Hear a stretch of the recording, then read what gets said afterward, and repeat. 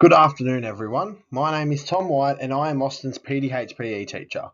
This brief session aims to allow us all to understand Austin's interests and needs in the classroom so he can excel at our school. Austin is a Year 9 boy who enjoys playing and watching football. He also enjoys participating in food technology and science classes, as evidenced by his improved results. Austin has been diagnosed with autism spectrum disorder, which largely affects his social and communication skills. To counteract this, Austin has been accessing a social skills program run by the school last year and an NDIS speech pathologist who develops his communication skills. While his skills have improved, it is important to note that Austin struggles when his senses are overwhelmed, which can be experienced through noise or smell, for example. The Universal Design for Learning was introduced by New South Wales Education to support teachers in ensuring that all students in their classrooms have access to learning, regardless of barriers. This design has been built on three key principles: creating engagement, representing learning opportunities in different ways, and providing opportunities for students to showcase what they have learned. Since our school is a public mainstream secondary school, students in Austin's class range in educational levels. Creating adjusted work that modifies activities for students such as Austin allows him time to learn key points in the lesson and stay on schedule with his classwork in case he takes longer to understand a core point or needs a timeout. Delivering quality communication when discussing lesson instructions and course concepts is vital for students to understand what they are learning. For Austin, who sometimes struggles with communication, having multiple communication methods can help him and other students understand what is required for the lesson. This could be done through written and verbal instruction and would be beneficial for Austin in case he was distracted or still processing information. Differentiation in work and delivery is proven to tailor to more student needs and increase engagement and accomplishment. Also, providing students with opportunities to express their knowledge can promote confidence, inclusion, and participation, and help students such as Austin feel supported in a lesson and develop a sense of self. Maintaining a stable, predictable classroom and physical environment can help students and teachers manage potential distractions. Maintaining a stable, structured learning environment provides predictability and routine. In this classroom, students feel safe and supported, and for Austin with his autism, having structure and predictable conditions helps to lower anxiety and improve communication. Controlling the classroom environment also reduces the risk of unnecessary sensory stimuli such as noise, wind, and smells. Controlling a classroom environment can provide teachers with up to 20% more time in lessons due to fewer disruptions and better organisation. Having more learning time would benefit Austin by providing more time to complete his classwork in case he is distracted, confused, or needs a timeout. In the classroom, Austin and our school use many strategies to help him concentrate and participate in lessons. To promote maximum participation, it is vital that Austin understands the work and can access support when needed. This support comes in two ways. Firstly, Austin always has a teacher assistant in lessons with him to assist with communication, work, and emotional support, as well as helping him feel confident. The other way is to ensure that Austin always has someone he knows sitting with him to further assist with communication, such as a friend. In my PDHPE theory lessons with Austin, I always ensure that important information and instructions are also on the whiteboard in a presentation he has access to so he can follow along in lessons, including when he needs to use the student services room. Furthermore, the theory workload is adjusted for Austin to increase the likelihood of success and participation, as reducing workload for students with autism gives their brain more time to process information, remember key points, and reduce anxiety.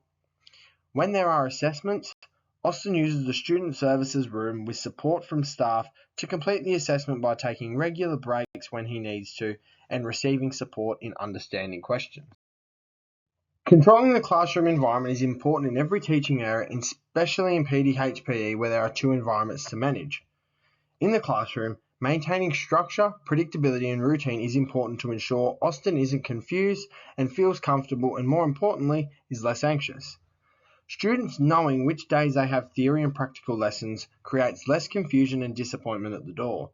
Routine is also created by entering the classroom quietly and sitting behind your desk without noise, which also helps minimize unnecessary noise that can disrupt Austin and other students. A seating plan is another successful strategy that creates fairness, fewer disruptions, and more structure in classroom lessons. For Austin, I found that having a seating plan allows you to control who he sits with in a lesson, but more importantly, it limits noise and disruptions in the classroom, which could potentially cause Austin to lose focus. In practical lessons, controlling the environment can be hard due to the outdoor setting and students' competitive nature. To best help Austin, I always ensure the teacher's assistant knows what we are doing in the lesson so they can join in with Austin in a pair or small group setting. I also have a small signal with Austin that he can use quickly to indicate whether he needs to use the student services room. The NCCD describes Austin's disability as substantial due to the many requirements and changes Austin needs to benefit his learning. These adjustments come in 4 categories. Adjustments to support communication include the support Austin needs to complete classwork. As a school, this is offered through adjusting assessment tasks to reduce anxiety and continued support from a teacher's assistant. Adjustments to support communication help Austin understand concepts and feel comfortable in class. He is supported by having written and verbal instruction, access to the services room, and a smaller workload in class. Adjustments to support health, personal care and safety for Austin include using the student services room when he feels unsafe or overwhelmed, and always being assisted by a teacher's assistant, especially during practical lessons when safety is a key priority. Adjustments to enable access to learning are supported by Austin, gaining access to external agency support through an NDIS-funded speech pathologist, helping him with his communication skills. He receives in-school support through an individualised and updated personalised learning plan, as well as access to the school counsellor and student services room. Collaborating and consulting with people who know Austin best is vital to understanding his disability, what Austin needs to assist him, and how we can help. The NCCD suggests a 4-element approach to understanding the student with a disability to understand how to help. The collaboration process begins with meeting with the parents and student to understand Austin's strengths and weaknesses, learn about potential triggers or medical needs, and agree on how we can expect to see Austin learning in the class. Austin, as the student, can also explain his interests as well as whether there is anything we can provide or he can use to help him learn best. When this meeting took place, Austin showed interest in football and cooking, and we also learned he enjoys working with others. His parents also shared that Austin is improving but can be set off by different sounds and smells. After this, the school team worked with Austin's teachers, teacher assistants, principals, school counsellor and wellbeing team to gather information from medical professionals and the earlier meeting to assess what Austin needs.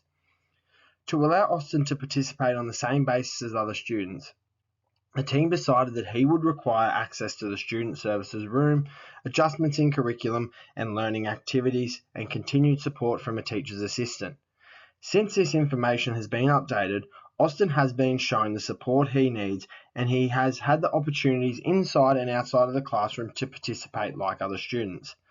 A personalised learning plan allows students with disabilities like Austin to participate and access education the same as other students. The document provides staff with the information they need to make appropriate adjustments and avoid triggers. Austin's personalised learning plan was created by the people involved earlier, and it has also been reviewed and updated twice a year to keep consistency in Austin's progress.